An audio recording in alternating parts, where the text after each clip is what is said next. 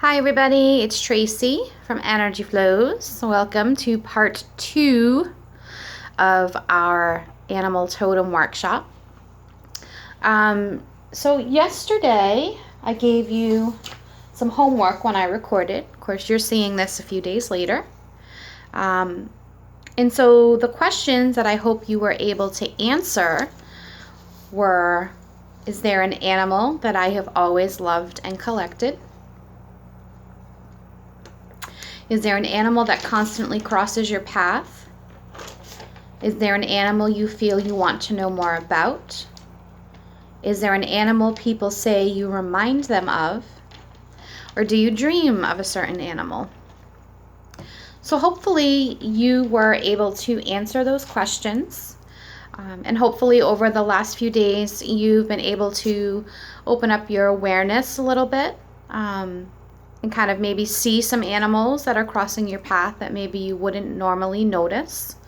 Because very specifically, in my shamanic practice, in shamanic classes that I have taken, awareness is very important.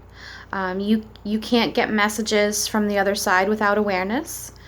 If you have not started the regular homework on energy flows, a portion of that homework is doing an awareness walk, in which you are taking a walk in nature or through your neighborhood and noticing things that you really wouldn't normally notice. There's beauty in the world that we don't see and that we take for granted because it's always going to be there. And so we miss quite a bit.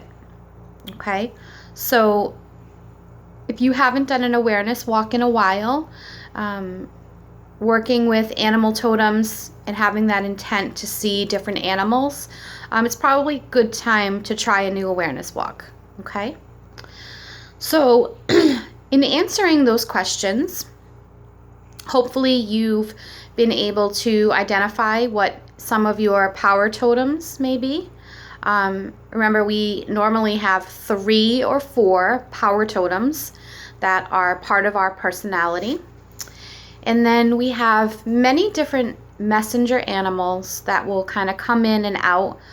They will stay with us for as long as we need them to, as long as we need their medicine.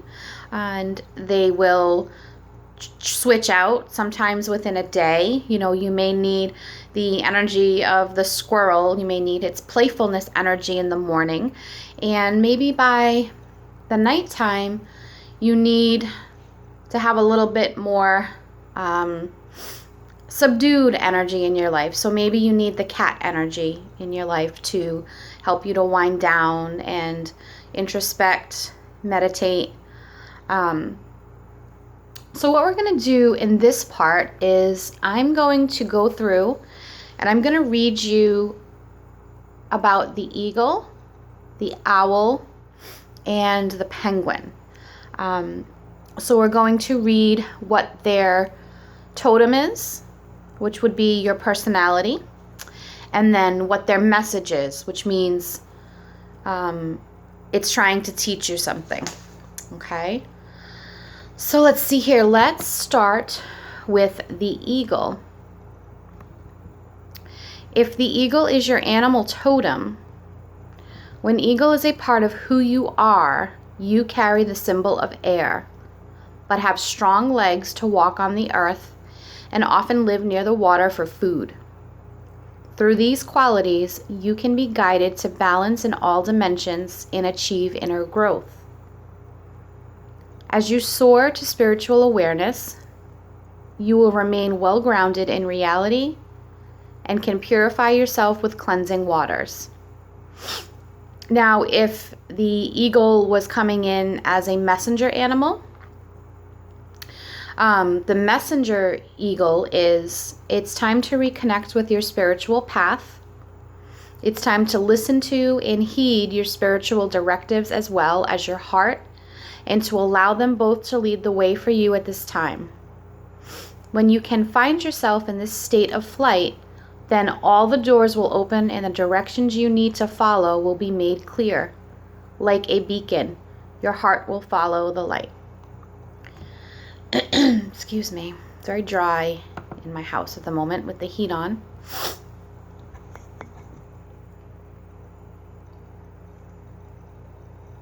See, my squirrel cup. Animals everywhere. So let's read about the owl. Now, I do actually have an owl animal totem. The owl is the symbol of the feminine, the moon, and the night. The owl is also the bird of magic and darkness, of prophecy and wisdom. You work best during the night hours. This totem gives you the power to extract secrets. Listen to its voice inside of you. You will hear not what others are saying, but what is hidden. You can detect subtleties of voice that others cannot.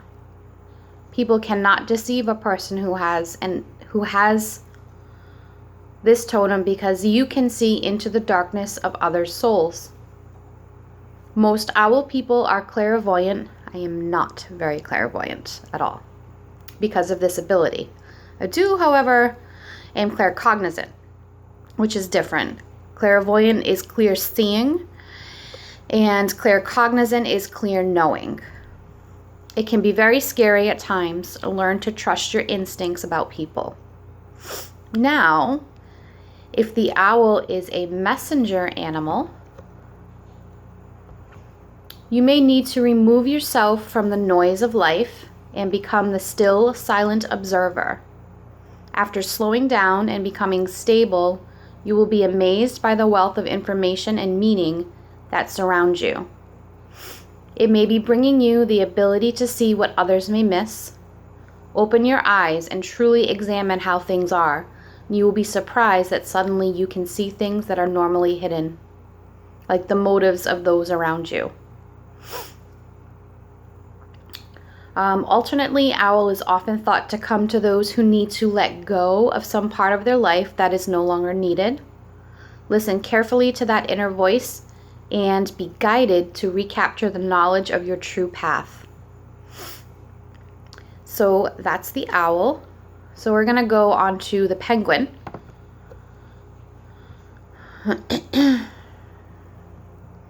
So the penguin, as an animal totem, you have the ability to create anything and everything you choose in life. You understand the concept of teamwork and utilize it constantly in order to get what you want. You know exactly where you are going and what you are trying to accomplish at all times. You move easily between the physical and spiritual realms and often have a gift for lucid dreaming. You are polite, proper, and never forget your manners. You enjoy cultural exchanges and high societal affair. So that's the penguin power animal. And the penguin message is, he is reminding you that although things may seem chaotic right now, there is a definite order in this chaos. Know that by continually moving forward with your plans and dreams and handling each small piece as it comes to you, you will see the light at the end of the tunnel. It is usually the most chaotic just before a big breakthrough happens. Alternately, know that you have the ability to adapt to any situation brought to you at this time. Keep flexible and remain centered within yourself and keep moving forward. Know that you have a good connection between the physical and the spiritual, and that you will simply know what is expected from you. Okay? So, if a certain animal is your animal totem, which means it's there with you for life, it's always going to be part of your personality, you're going to relate to that animal totem section. And I am actually on a website called spiritanimals.com. It is my favorite website. All of the interpretations are excellent, and I've never read one that didn't have something for me. Okay, so now the difference between a messenger and an animal. Again, an animal that's with you, that's your power animal, you're going to have some of that personality. You're going to relate to that in general in your life. A messenger, maybe It's just that message that you need to hear. Maybe you don't necessarily relate to that penguin animal totem, power animal, 100% of the time. Maybe the penguin is constantly coming in for you because that's a lesson that you're working on learning. They're helping to teach you a little bit about their medicine with reminders. Majority of the time, it's that you're going to be okay. So that's the difference. Messengers come and they go. They're not always with you. Now, you can certainly choose to work with them all the time. I had an experience when I was on my honeymoon. I got married in 2007. And we went on our honeymoon to Florida, Disney World. And we went to Animal Kingdom. And in Animal Kingdom, when you're waiting to get onto, I believe it's the safari, where you kind of go through in this weird little Jeep. When you're waiting to get on that, and it's quite a long ride, there's a section in the very beginning that has bats. Now, I will tell you that before this, I was not a fan of bats. I didn't think about bats. Bats didn't mean anything to me. But standing there and watching them, and some of them were screened, and some of the archways were wide open, they were so amazing to me. They were furry, and they had their big bats, huge, wings wrapped around themselves in a little cocoon. I was mesmerized, and from that day on, especially when I learned that they ate spiders, I wanted bat houses in my yard. If I had a pond back there, I would have bat houses. They're amazing for the ecosystem. And then when I started working in shamanic practice, and I read about the bat, and this is, 5, 6, 7, maybe 7 years later, I read about the bat and I was floored. So here is the bat message. Let go of those habits and attachments that no longer serve you. Welcome the changes that are long overdue. The ordeal that you're facing is a necessary part of your transformation and an initiation into a more spiritually directed life. It is time to confront and conquer your fears, trusting that doing so will bring dramatic and beneficial changes. Mingle and socialize more with others, perhaps by joining ongoing classes or group activities that you think you'd enjoy. Now, I think at this point now, it's 2017, so maybe 2012, 13, 14 is when I found energy flows in the Long Island Psychic Mediumship Circle. And probably within 5 or 6 months from joining that group and getting a reading from Maria that changed the way that I view myself and how I view other people in my life, my entire life has changed for the better. So when I realized that in 2007, when I went on this vacation, and I fell in love with the bat, and I started collecting bats and looking at bat pictures, and I wanted a bat so bad, and I bought this big, giant, stuffed bat to hang outside for Halloween. The bat was working with me. It was getting me ready for the changes that were coming, so that when those changes did happen, I wasn't completely thrown off. I was already pretty well prepared for it. So that was really cool. So the homework for this portion of this video is I want you to still continue to be aware of the animals that you're seeing on a daily basis, paying attention to how many times you're seeing it, because that's important. See if you can go through and those animals that you've already recognized, read what their messages are and keep a list and see if you can figure out, is it a power animal or is it a messenger animal?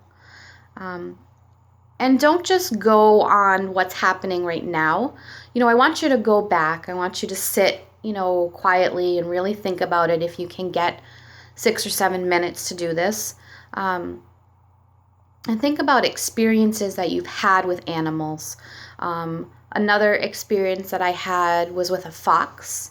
And when I saw the fox and I went and I read the message, I knew that it related to situations that was going on in my life at the time at work. So go through. Just because you weren't on this adventure before doesn't mean that you can't go back and, read about an experience that you had with a bear at the zoo when you were 8 years old and see if that relates to your life at the time or in what was coming up. Okay, so I definitely encourage that. Make a list, write down when it happened, go through, read the message, see how it related at the time, or see how it related in the time frame that happened.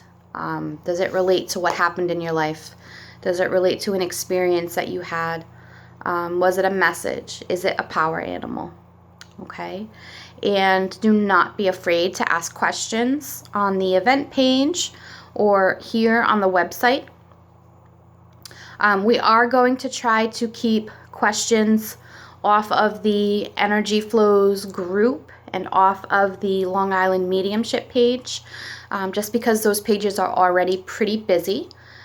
So this is separate from that, just kind of trying to keep our discussion outside of that so that way it doesn't get lost, because you're well aware that those are very busy groups and things do get lost. Okay, so continue to be aware. Go through your memories, write down your animals, read through them, and see how they related to you. And again, like I said, 7 or 8 years before the message of the bat actually made sense for me. So there's no time frame. Again, there's no rules. No rules, 0 rules. Anything is possible. Okay?